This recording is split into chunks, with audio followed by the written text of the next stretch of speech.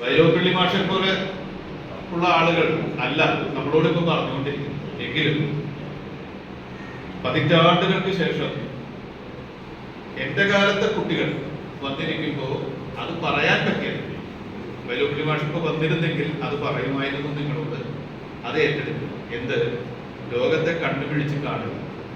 ലോകം എന്ന് പറയുന്നത് കാണാനാവുന്നതിനെയാണ് ലോകം എന്ന് പറയുന്നത്. കാണാനാവാത്തതിനെ അലോകം എന്നാണ് പറയുന്നത്. കാണാനാവുന്നതും കാണാനാവാത്തതും നമ്മുടെ പുറകുണ്ട്, നമ്മുടെ ചുറ്റുമുണ്ട്. അതുകൊണ്ടാണ് ലോകാലോകങ്ങൾ എന്നൊരു പ്രയോഗമുള്ളത്.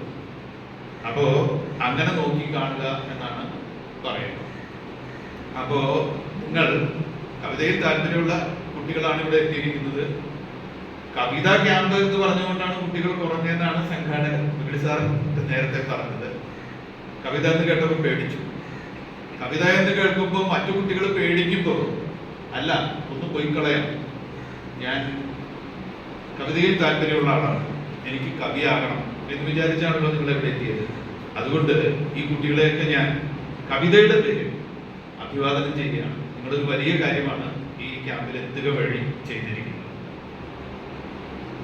ഈ കവിതയെ കുറിച്ച് പറയുമ്പോൾ പാബ്ലോ നെരൂദ എന്ന് പറഞ്ഞ ലോകത്തിലെ തന്നെ വലിയൊരു കവിയുണ്ട്. ആ കവി മരിച്ചു കഴിഞ്ഞപ്പോൾ അദ്ദേഹത്തിന്റെ മേശപ്പുറത്ത്, മേശയുടെ ഉള്ളിലും ആയിട്ട് കുറെ എഴുതി വെച്ചതൊക്കെ കിട്ടി. അതിലൊന്ന് ബുക്ക് ഓഫ് ക്വസ്റ്റ്യൻസ് എന്ന് പറയുന്ന ഒരു പുസ്തകമായിരുന്നു. അത് പിന്നീട് പ്രസിദ്ധീകരിച്ചു, മരണാനന്തരം പ്രസിദ്ധീകരിച്ചു. ചോദ്യങ്ങളുടെ പുസ്തകം. അതില് കവിതയൊന്നുമില്ല. കവിതയാക്കാൻ വേണ്ടി എഴുതി വെച്ചതാണോ, അങ്ങനെ പ്രസിദ്ധീകരിക്കാൻ വേണ്ടി തന്നെ എഴുതി വെച്ചതാണോ, അതൊന്നും നിശ്ചയമില്ല. കുറെ ചോദ്യങ്ങളാണ് അതിലുള്ളത്. പലതും അബ്സേർഡായ ചോദ്യങ്ങൾ, ശരിയായ ഉത്തരം ഇല്ലാത്ത തരത്തിലുള്ള ചോദ്യങ്ങൾ, പലതും വിചിത്രങ്ങളായ ചോദ്യങ്ങൾ. അതങ്ങനെ തന്നെ പ്രസിദ്ധീകരിച്ചു. കവിയുടെ കവിതകൾ എന്നതുപോലെ വളരെ താല്പര്യത്തോടുകൂടി കാവ്യലോകം ആ പുസ്തകം ഏറ്റുവാങ്ങുകയും ചെയ്തു.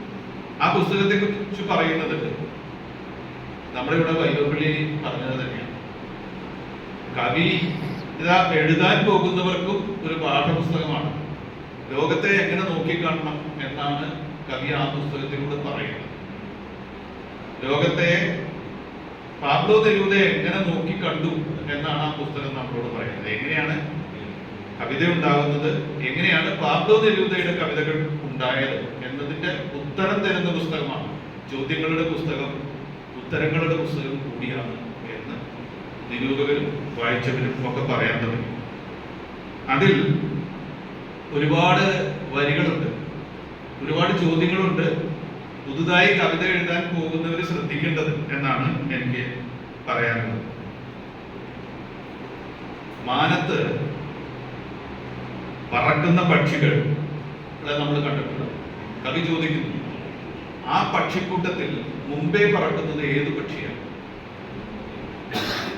ഇല്ലേ, വില്ല് പോലെയോ അല്ലേ, അങ്ങനെ പലതരത്തിൽ പല ആകൃതിയിൽ പക്ഷികൾ മാറി മാറി പോകും. അതിൽ മുമ്പേ പറക്കുന്ന ഏത് പക്ഷിയാണ്? ഏതെങ്കിലും പക്ഷി നയിക്കുന്നത് എന്നൊരു ചോദ്യം. വാനിൽ പറവകൾ പാറുന്നേരം മുന്നിൽ പറക്കുന്നത് ഏതു പക്ഷി എന്നാണ് അതിന്റെ മലയാളം. എത്ര മനോഹരമാണ്! എന്തൊക്കെ ആ ഒരു ചോദ്യം വെച്ച് എന്തൊക്കെ പറയാം. ഒരു കിളിക്കൂട്ടം ഇങ്ങനെ പറക്കുമ്പോ അത് എല്ലാ മനുഷ്യരെ ആകർഷിക്കുന്നത് നല്ല കാഴ്ചയാണ്. നേരത്തായിട്ടാണ് അവർ പറക്കുക. എല്ലാ മനുഷ്യരെ ആകർഷിച്ചിട്ടുണ്ട്. അത് കൂടുതൽ ആകർഷിക്കുകയും അതിൽ കൂടുതൽ ശ്രദ്ധിക്കുകയും ചെയ്യുന്നവരിൽ കവിതയുണ്ട്. അത് എഴുതി വെക്കുക കൂടി ചെയ്യുമ്പോൾ അവര് മഹാകവികളാണ്. അങ്ങനെയാണ് നെരൂദ മഹാകവികൾ.